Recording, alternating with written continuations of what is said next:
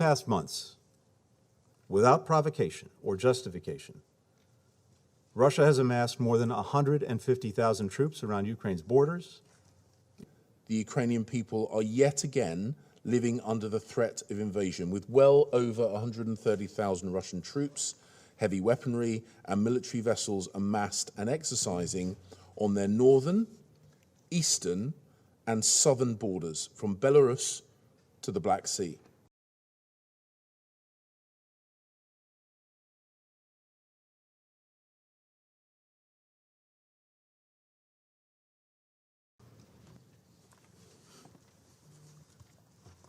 Thank you, Mr. President.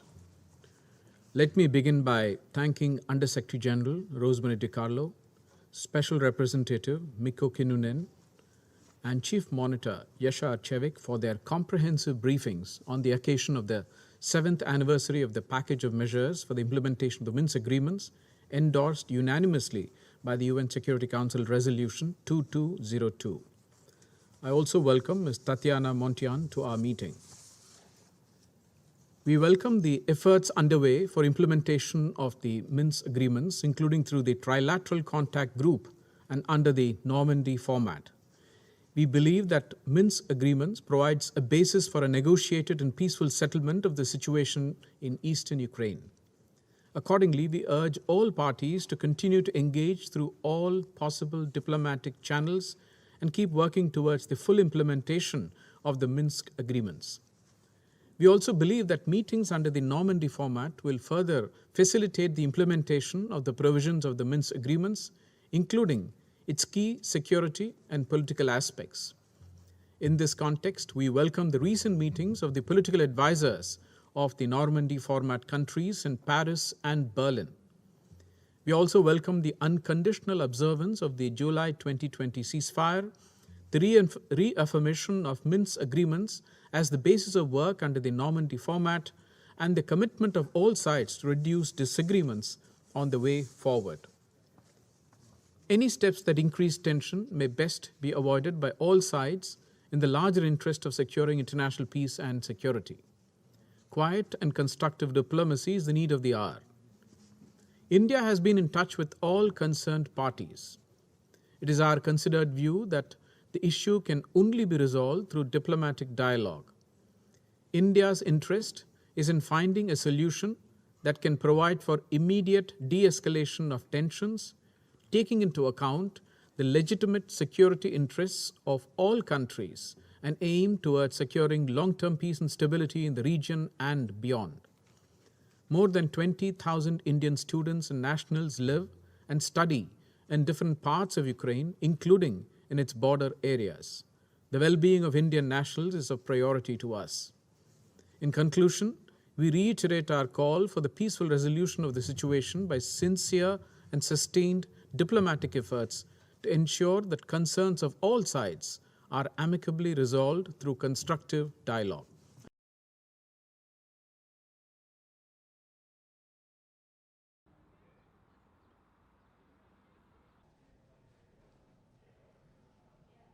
We are keen to engage in talks and diplomacy, and that if Russia is also serious about de-escalation, that they should engage in that diplomatic track.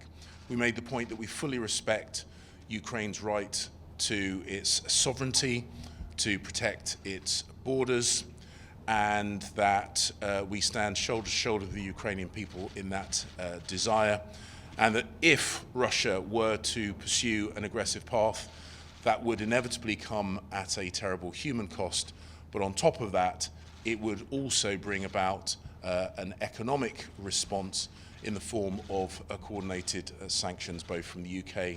We are absolutely clear this would be a war of choice. We feel that it would be a huge strategic error. There is no credible justification for this unprecedented level of military build-up to the north, to the east, and to the south of Ukraine.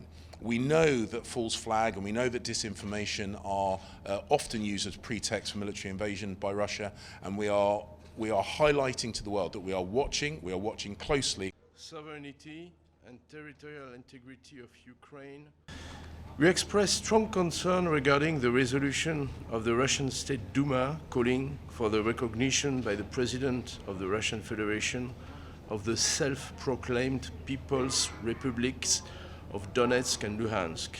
We warn against such a step, which would constitute a further violation of Ukraine's sovereignty and territorial integrity and directly contradict the spirit and the letter of the Minsk agreements. This is about Russia threatening the sovereignty of Ukraine and the lives of untold people. This is about Russia threatening the international order. We are, as Secretary Blinken made clear this morning and President Biden said earlier this week, prepared for anything. But we will do everything possible to pursue the path of peace. Very firmly our commitment to the de-escalation and peaceful solution of this crisis, once more being based on the Minsk agreements. I believe that now we look at our partners in Western capitals to drop and to stop this hysteria about the intentions of Russia. Russian troops began to come back to the places of their permanent location on national Russian territory. It is not an issue just between Washington and Moscow, Russia and Ukraine. It will have far-reaching implications: economic, social instability, markets, everything will be in